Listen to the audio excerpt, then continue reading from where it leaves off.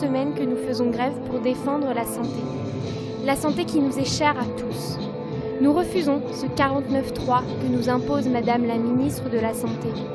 Les remboursements exposés dans ces propositions sont de la pure illusion politique. Mais la santé ne se résume pas à des chiffres, pas à des points. La santé n'a pas de prix, mais bien sûr elle a un coût. Nous souhaitons qu'un investissement soit fait sur la santé bucco-dentaire des Français. Parlons de la prévention. En France, celle-ci est quasi inexistante. Pourquoi un si beau pays est-il si en retard sur des pratiques qui révolutionneraient pourtant notre système de soins ?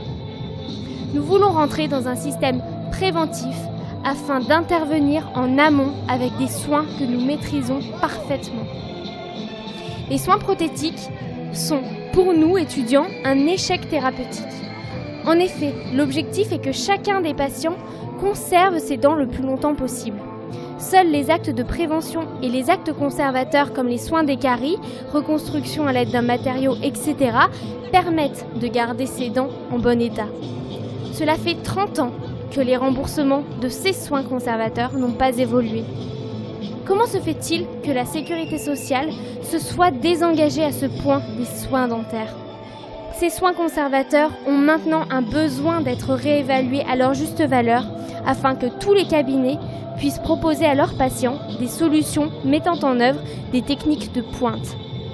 Comment se fait-il que tout est augmenté en 30 ans, sauf le prix d'un soin de carie ? Et parlons maintenant des soins parodontaux. Ce sont les soins des gencives et de l'os qui entourent la dent.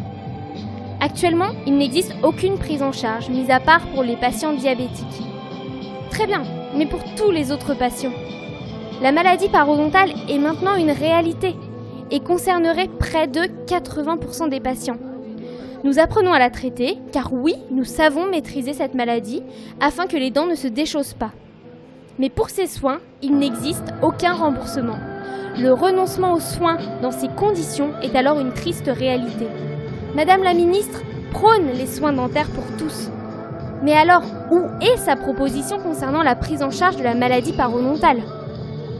Est-ce une illusion que de se battre dans le pays des droits de l'homme pour l'accès aux soins dentaires pour tous ?